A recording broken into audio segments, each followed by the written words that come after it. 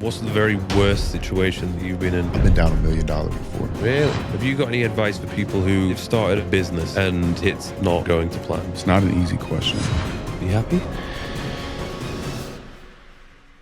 Should somebody do what they're really good at, but they don't enjoy so much, but they're going to get good money from it? Or should they pursue something which they really enjoy, but might not make as much money? I think the one with the money, because you can get really passionate about something if it creates a life that you love, right? It's not what you do, but how you do it. Nobody grows up and says, I want to do metal buildings when I grow up. Nobody. And then most kids don't grow up saying, I want to own real estate. Mostly people that don't know what they want to do with their life, or they're not making enough money and they see some infomercial, some guy on a beach that owns a bunch of houses. And they're like, oh, I want to do real estate. But the truth is, real estate's not always fun either. People don't want to pay rent. There's a leaking toilet. It's a job. It's not passive as people say. I think people make the mistake of believing things are passive. Oh yeah. I mean, even I'm at a point now where if I stop putting the content out, everything would take quite a bit of a hit. So there's always work to be done. And maybe the work goes way, way, way down, but I don't ever think it's completely passive, because you're always on a hook from a risk or a liability standpoint, particularly in construction. Construction runs like a top for me. This is my most active business of all three. It's also the smallest income of all three. Really? Well, yeah, of course, bro. Because we're talking about millions of dollars in the other businesses. Yeah. We'll do 7 figures plus, but it's not comparative to the real estate and the construction in any way. Have you got any advice for people who maybe they've started a project, a business, and it's not going to plan, it's losing money? And I've imagined you've been in some situations before where things have got sticky and you're like, holy shit. How do you know whether you should pursue with that business or whether you should just give it up? It's not an easy question. Understanding what model you're in is really, really important. If you're getting your ass handed to you and you're in a business that is you eat what you kill, and it's always going to be that way, there's no return on investment of time and effort like real estate would be. So if I find a deal today, I'll buy that deal. Maybe that deal doesn't go right, but I know that if that deal would have gone right, it'll pay me the rest of my life. Then I'd probably stay in that business. So the business model, and then coupled with looking at somebody's life that's 10, 15 years ahead of you and asking you, do you want that life? That's what would make me pull the plug or stay in said business. What's the situation with you in the war room? I went to, I think it was the latest event they did where they had the weekend here. Penetrating the elite. Jules invited me to the yacht day. So I had opportunity to meet all the guys there. And it was really cool. I fully understand now why the guys sign up to it and why they get involved. Because I think one of the problems you have as a guy, when you start to become successful and you've done this kind of by yourself, it becomes much harder for you to find other guys in a similar situation to you.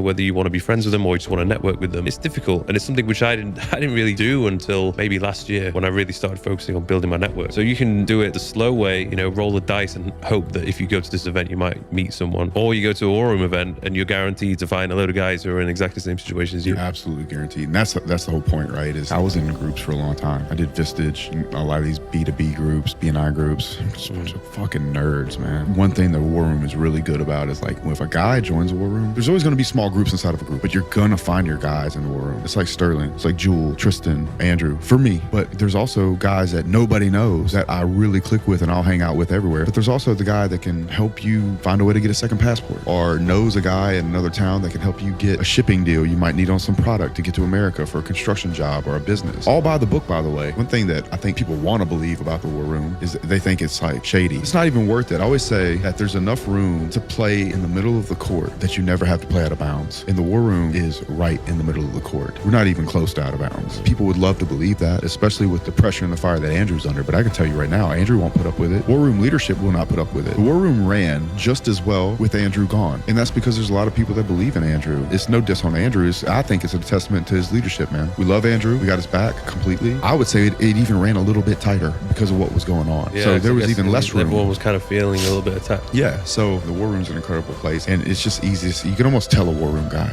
he's just going to have a certain way about him, particularly anyone that, we're hanging around, because he's probably going to be closer to our age, etc. And the young guys run together and they come up together. And I think brotherhood's one of the things that I've enjoyed most of my life when I've had it. You need it. I realized when I look back, the times when I felt like something is missing or I felt a little bit unhappy is because I've been so involved with spending all my time with my girl that I didn't have any time to spend with the guys. You need guy time. Otherwise, you're going to feel like something is missing. And you need capable guys who you can share ideas with and talk to. And you also need some guys just to give you a bit of shit every now and then, keep you grounded. Yeah, absolutely. I agree with you completely. A lot of people make the mistake of thinking they need to hang out with guys and go do fantasy football and shit like that. And I don't want that in my life, because if I'm a true friend to you, I want to talk talk about your business. I want to talk about us making money. I want to see you be a hero for your wife, your family, your kids. I want to see you absolutely dominated. If not, I'm not really a good friend, am I? Oh, come with me and have this guiltless pleasure. Let's get shit-faced and see if we can bet on a football game we shouldn't be watching. Man, fuck that. I have no interest in that at all. Do you have any friends who are kind of not leveled up the same way you did? No. I want to allow them in my life. For what? Because if we're going to become the average, I like being at least around guys that are at close to where I am, or I feel like there's some value. What if it was a childhood best friend that you grew up with in your teenage years? I love you to death, bro. We ain't hanging out. And look, when I go back to Louisiana, I moved in the nicest neighborhood in my hometown. I have a bunch of old football and baseball teammates. Funny enough, all those guys are absolute winners. I'm so proud of every one of them. It's the most wholesome thing. I don't have friends in my life that aren't going to make me feel like I'm growing, because I do think that's a fair exchange. At least help me feel like I'm growing. If you're not growing, you're dying. Your gut, your soul knows. Oh yeah, I had that experience. I spent the whole summer in Ibiza. Yeah, bro. You know what happens there. Yeah. And it was a point in my life where I was doing well for myself. Things were just running. They were ticking along. So regardless of what I was doing, the money was coming in. And I was like, you know what? I'm just going to have some fun, enjoy myself. And it was,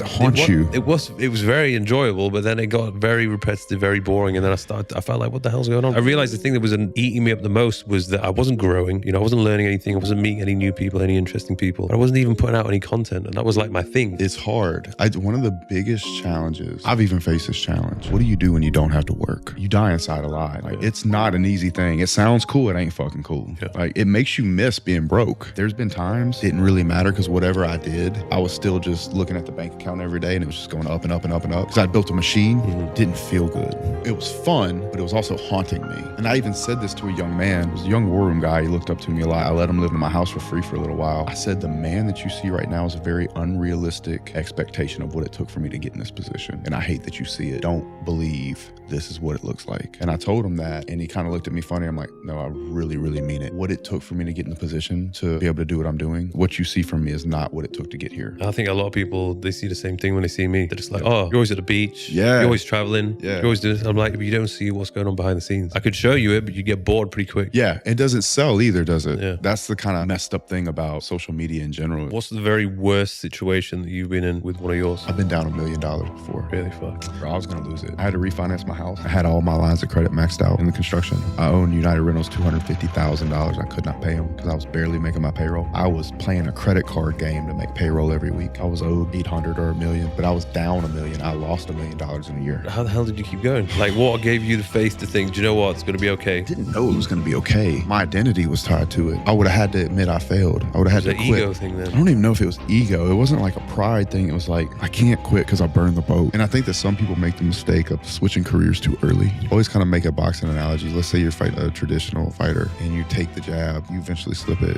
but you take the cross. You might take the cross twice because, you didn't get it. And you slip, you miss the cross, right? And you take the hook and you're like, fuck this, I quit. When you go fight a southpaw, you're about to take his jab and his cross. And you switch enough times and fight a new industry, you're going to take all these punches. You're going to be punch drunk and you're just going to quit. It's a very thin line between quitting and pivoting, or quitting and going and doing something else. And that's why I go back to look really, really hard at the business model to make sure you're in a powerful model, because I believe you could take two entrepreneurs and put one in model A and one in model B, one Steve Jobs, one lives under a bridge. You know what I'm saying? Because some businesses and some industries are very, very brutal. Part of being smart in business is recognizing the model. But then at the same time, once you've made that decision, I do believe in burning the boat and only watering that one plant. It took me 13 years to get my construction company where it is. Well, really 11. The last 2 or 3 years have been really, really autopilot, just straight growth, money machine. And I always wanted real estate. And I owned real estate. I owned a commercial building, 2 single families, and a duplex. But in the last 5 months, I bought 160 doors. So I was studying real estate. Like I knew. Like I knew how it worked. And then I had real money to shove into it. They talk about make money, find a way to keep it, and then make it grow. And real estate is the OG of the subscription base. You think it still is? I do, especially if you're going to be an American. You could make money online, of course, but in real estate, I'm getting paid monthly at a profit. I'm depreciating the property against my taxes, not only against that property, but if there's any depreciation left over, I can put it against the income I make in the construction business or anywhere else. The rents are going to constantly go up.